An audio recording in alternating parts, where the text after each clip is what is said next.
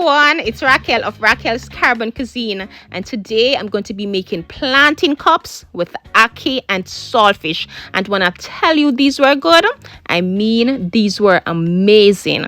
So here I have some ackee and saltfish, which is Jamaica's national dish, and ackee is a fruit which grows on a tree.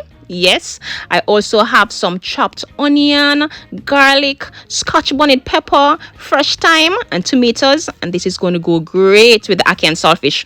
And right here, I have these big, beautiful ripe plantains that were given to us by our neighbors. And these are homegrown, organic, just lovely. Thank you so very much, Auntie Piola, Uncle Sherman, and Uncle Terry. Really appreciate it. So the first thing I want to do now is to remove the peel from the plantains, and green plantains is more commonly used to make plantain cups, but when you use the ripe ones, it just gives you that nice sweetness. I'm going to cut these into cup sizes, then I'm going to fry these for about a minute or two just so they could soften up, and try not to use overripe plantains because they may become a bit too mushy. I'm going to remove these so they could drain the excess oil. Now I'm going to place these in my lemon squeezer. Yes, to get that nice cup shape. Just be gentle if you're using ripe plantains, and feel free to use the gloves if you find fit.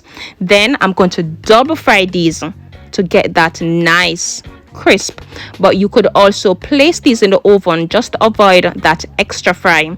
And this technique of frying plantains is also known as tostones. Really delicious. And when you're frying, you want to make sure you have enough oil in the pot so they could fry inside out. Yes, so now that these sweet plantain cups are done, I'm just going to remove them, placing them on a paper towel so they could drain that excess oil. Lovely.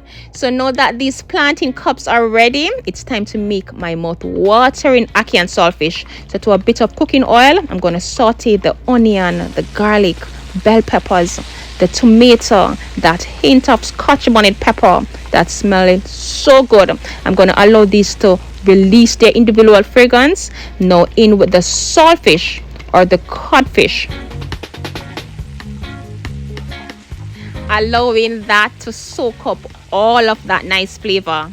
Now in with the ackee with a bit of black pepper, and because ackee is something that is considered fragile, try not to overstir.